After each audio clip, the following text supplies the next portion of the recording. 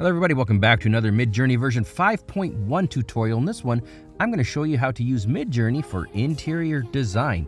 Now I'm going to state up front that I am not an interior designer, but you can use Midjourney in various prompts to get really great ideas for different styles if you're redecorating your home, or if you're not sure what kind of you want to try out a few different styles, a few different looks, and you don't want to go shopping for them and you don't want to go into the stores. Well, this is one hell of a way to do it.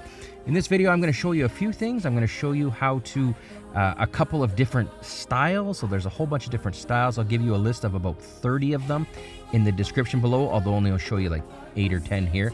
There's also different themes, so you can have like a boy's bedroom in a cartoon style. It's thematic. And I'm also going to show you how to, not mimic, but, design around a specific designer. So in this case, we have India Madhavi.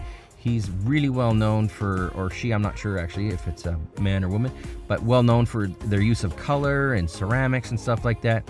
So how you can do all of those things, and let's just go right through it step by step here. So I'm going to start off down here. Pardon me. Let's just slow the roll here. We're going to go off with Nordic. So the first style I want to show you is Nordic. And here it is. Here's a quick look at it. So this looks nice and Icelandic. But, to get this, all you got to do is /imagine. And then the prompt is interior design of a living room, Nordic style, blue and white, -- AR 16:9, which means aspect ratio 16:9. Do note that, of course, all of these prompts and many, many more will be in the description below. The second one here is a Bauhaus, or a Bohemian style, actually, pardon me. This is the Bohemian version, and here it is, interior design of a living room, Bohemian style, aspect ratio 16:9. Same kind of thing. This is an Art Deco style. I love that image.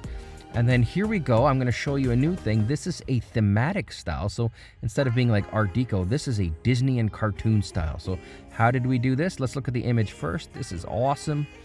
Really, really cool. The prompt is /imagine interior design of a room for a baby boy, pastel color, blue and white, Disney diorama, cartoon, aspect ratio 16:9. Here's another one. This is an Alice in Wonderland bathroom. And if you want to, you want to make it like a specific style, like Alice in Wonderland, or maybe you want like a Tim Burton movie or something like that. Who knows?